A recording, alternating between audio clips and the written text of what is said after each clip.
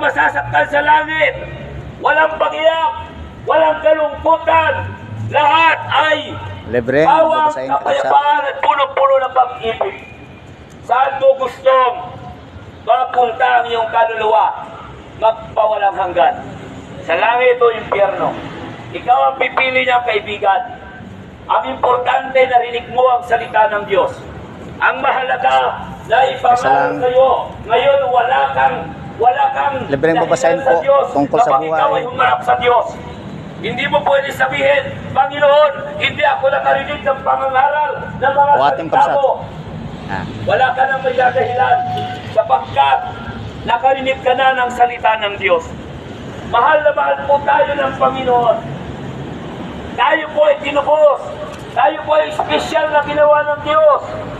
Dahil sa alabok, babalik din tayo sa alabok. Mga kaibigan, kayo na lamang ang pag-ibig ng Diyos sa atin.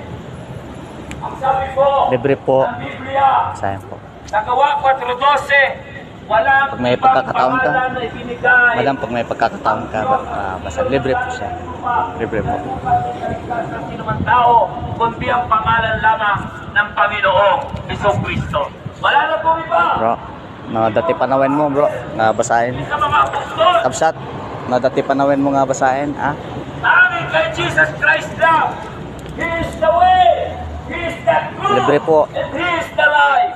Libreng No babasahin. one comes to Thank the you. Father except Jesus Christ. Wala pong ibang pangalan na ipinadala ang Ama na sukat natin ikaligtas. Si Jesus Christ Libreng babasahin lamang po. po. Wala nang iba.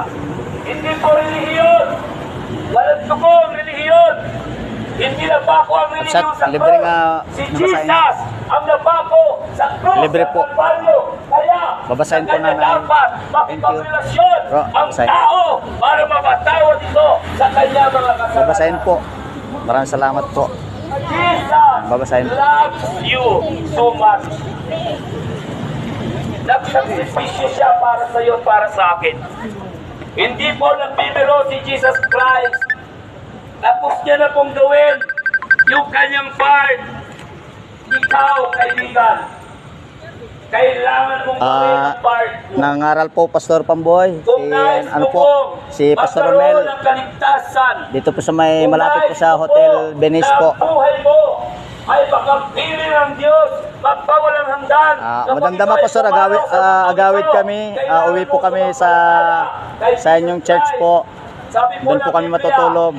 Kailangan mo magpabautismo. Kailangan mo na mananalala sa iyo, spiritual. Purong salita ng Diyos. Dapat ang ituro sa iyo. Nangangaral pa po Pastor. Saglit lang po. At sabihin ko na lang po na tumawag po kay Pastor. Totoo yan. Kailangan mo po na magtuturo sa iyo ng purong salita ng Diyos. Kailangan po Kamagin po Pastor. may magtsaga sa iyo. Opo. Nandun na po yung gamit namin. Si Pastor Mike, dinala po kami doon kanina Pastor. Kung may Biblia ka sa bahay, basahin mo. Maya-maya po Pastor pagkatapos mangaral ni Pastor Romel. Ginawa po yan para basahin mo. Sapagkat yan ang nakaliper ng Panginoon sa atin. Yan ang mapa ng buhay. Ang Biblia, ang salita ng Diyos. Basahin mo po yan. Mapalad ang bumabasa. Andan? At pagulay sa salita Nagyan man ng ang kapsat. Diyos. Ang sabi po ng awit, 1:1. Kaya mga minamahal ko mga kaibigan, Madam, libre nga babasahin kapsat. huwag po natin patigasin ang ating puso. Huwag po natin sabihin si Jesus Christ.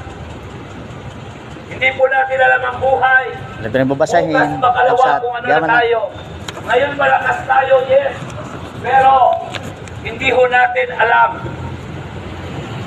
Walang nakakaalam kundi ang Diyos lang. Pero habang may panahon ka pa, binibigyan ka ng paalala ng Diyos. Habang may pagkakataon ka pa na magsisi, magbalik loob sa Diyos, gawin mo na. Hindi bukas, hindi mamaya, kundi ngayon. Kaya sa oras na ito, Madam, basahin mo damdaman. nananawagan ng Panginoon sa iyo. Yamanak. Nais po ng Diyos na maibalik ang relasyon mo sa Kanya. Nais po ng Diyos na ang buhay mo ay maipagpindot mo sa Kanya habang ikaw ay malakas at bata pa.